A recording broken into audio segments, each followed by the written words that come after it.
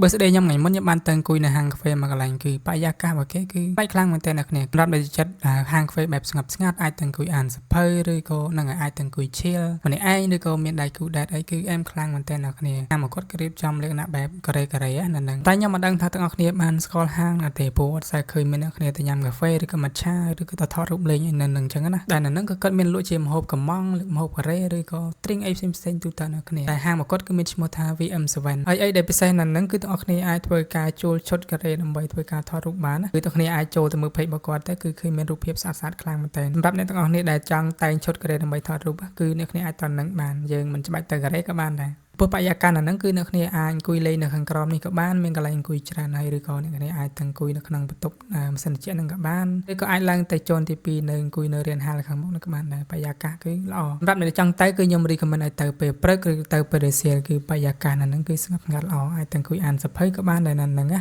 ចំពោះទីតាំងគឺនៅក្រុងសៀមរាបរបស់យើងអ្នកគ្នានៅជិតកន្ត្រកយក្សធំណាជាមួយខ្ញុំនឹង pin location នៅក្នុង comment អ្នកគ្នាអញ្ចឹងវីដេអូរបស់ខ្ញុំគឺមានតែប៉ុណ្្នឹងទេអរគុណច្រើនបាយបាយ